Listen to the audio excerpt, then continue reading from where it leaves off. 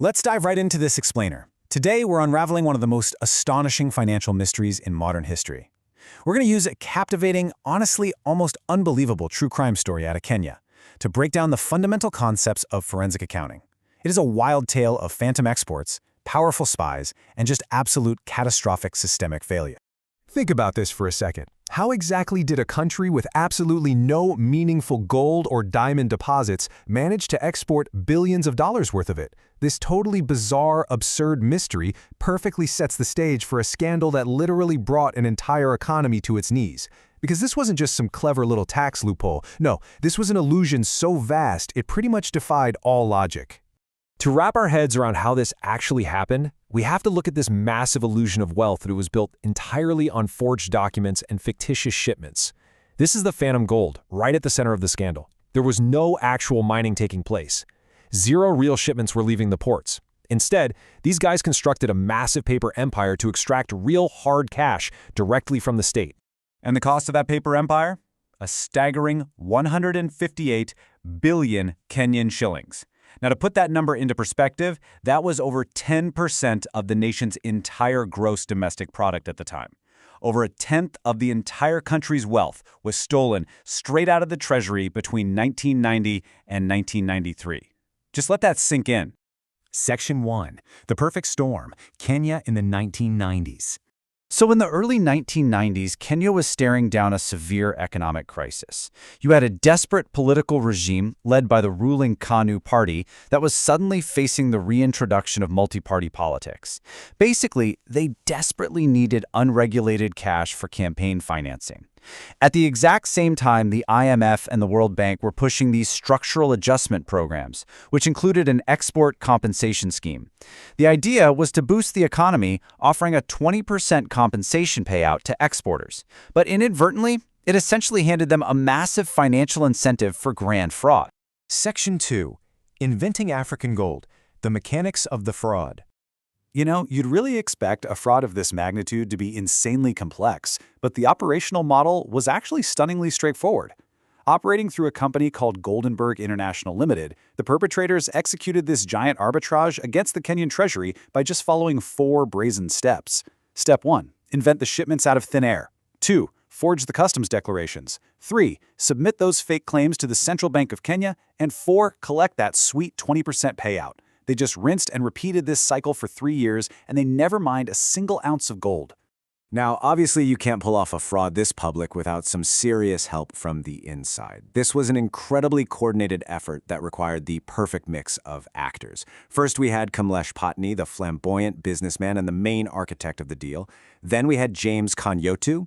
He was the head of Kenya's intelligence service, he co-owned the company, and he basically acted as an impenetrable shield against any investigations. And lastly, we had the senior government officials. These were ministers and bank governors who acted as political enablers, literally signing the checks to keep this whole bureaucratic black box running. Section 3. Exposure and the Fallout. The Price of Truth. But here's the thing about financial crime. Even the most heavily protected, well-connected schemes eventually leave a paper trail. The illusion just couldn't last forever. And that brings us to the real tragic hero of this historical narrative. Meet David Munyakei. He was just a junior clerk at the Central Bank of Kenya. An external auditor from the IMF had actually visited the bank earlier and completely missed it, found nothing amiss. But Munyakei, an insider who actually knew what normal daily transactions were supposed to look like, spotted these massive, glaring irregularities. So he made the incredibly brave decision to leak the account statements and expose the corruption. But instead of triggering justice, it triggered his own dismissal, his arrest on completely fabricated charges, and a lifelong sentence of poverty. He actually died unable to afford basic medical care, all while the people he exposed continued to live in absolute comfort. And this timeline brilliantly illustrates the painful, agonizing crawl of a deeply compromised justice system. Munyakei leaks the documents back in 1991. The Busaira Commission doesn't even release its investigative report until 2005. And by 2013, well, thanks to conveniently missing files, dead witnesses, and just endless procedural delays, the primary architect is entirely acquitted due to a lack of evidence. So decades of delays ultimately resulted in 0 convictions, not 1. Section 4. The Anatomy of Fraud. Shifting from history to theory. All right, so now that we've got the full, shocking history of the Goldenberg case locked in, let's put on our detective hats and shift over to the theory. This is where forensic accounting comes into play. Unlike a traditional audit, which really just checks if financial statements are fairly presented according to standard rules, forensic accounting asks the tough investigative questions. Did fraud actually occur? Who did it? How was it hidden? And most importantly, how can we prove it in a court of law? It's really that fascinating intersection of high-level finance and gritty detective work. Now, a really crucial takeaway here is how perfectly the famous fraud triangle maps onto our historical villains in this case. As we know, the fraud triangle states that fraud occurs when you have three things: pressure, opportunity, and rationalization.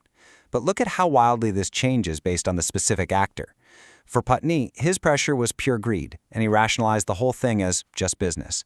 Kenyatu's pressure was securing off-the-books funding for his covert intelligence operations, which he rationalized as state necessity. And those senior officials? They desperately needed campaign financing to survive a multi-party election, rationalizing it all as maintaining stability. Grand corruption at this scale absolutely requires these interlocking yet totally different motivations to work together. But honestly, the standard fraud triangle isn't quite enough to explain a scandal of this size. Modern forensic theory expands this into the fraud diamond and the fraud pentagon. We have to recognize the unique capability required here. I mean, not just anyone can forge state documents and manipulate a central bank. It requires a very specific, high-level skill set. And finally, that fifth element, arrogance. We're talking about the sheer, staggering arrogance of a spy chief like Kanyoto openly listing himself as a farmer on corporate documents, brazenly manipulating the system because he genuinely believed he was entirely immune to the law. Section 5. Systemic institutional failures, when the watchdogs are complicit. We also really need to examine how the very structures that were designed to protect the public purse completely collapsed. Because a fraud of this magnitude, that isn't just about a few bad apples. It's about a completely rotting barrel. Agency theory perfectly explains this catastrophic breakdown. In any government structure, the citizens are the principals. They entrust their leaders, the agents, with managing the country's wealth. What we see here is exactly what happens when the agents use information asymmetry, meaning they know exactly how the plumbing on the state works and the public doesn't, to completely betray the principals. They weaponize their delegated authority for nothing more than their own political survival and personal enrichment. And when we apply the world-renowned COSO internal control framework to this specific case, we see that absolutely every single layer of organizational defense failed simultaneously. The control environment, completely destroyed by rampant political interference. Risk assessment, basically non-existent. They totally ignored mathematically impossible spikes in gold exports. Control activities failed because literally no one actually bothered to check the physical shipments. Information and communication were deliberately suppressed by the people in charge, and monitoring activities were constantly delayed. It was a total, top-to-bottom, institutional collapse. Section 6. Preventing future scandals, modern tools and whistleblower defenses. So, let's move into our final act and see how all of this builds into the future. How could modern forensic frameworks stop the next Goldenberg before it even gets off the ground? Well, today forensic accountants don't just rely on physical stacks of paper. We have computer-assisted audit techniques, or CATs. If investigators back in the 90s had access to real-time, AI-assisted data analytics, the system would have instantly flagged the mathematically impossible volume of gold being claimed. Furthermore, modern digital forensics and tamper-proof digital audit trails mean that conveniently losing a physical file in a court registry, which, remember, helped acquit the conspirators in 2013, well, that just no longer makes a case disappear. But as we know, tools are only ever as good as the people using them. The most vital control of all is human. We have to bridge the massive gap between a system that destroys truth-tellers like David Munyakei and actual international best practices. We need independent whistleblower protection agencies, state-funded safe relocation, secure anonymous portals, and real financial rewards. Whistleblowing should never have to be an act of self-destruction. It needs to be our ultimate, highly protected safeguard. As we remember David Munyakei and those 158 billion shillings that just vanished into thin air, I want to leave you with a pretty provocative thought to ponder. We can build all the AI anomaly detectors and digital audit trails in the world. But ultimately, exposing grand fraud requires immense, undeniable human courage. If you were sitting at that desk and you discovered that the state itself was the perpetrator, would you risk your entire life to blow the whistle? Thanks for joining me for this explainer. Keep asking the tough questions.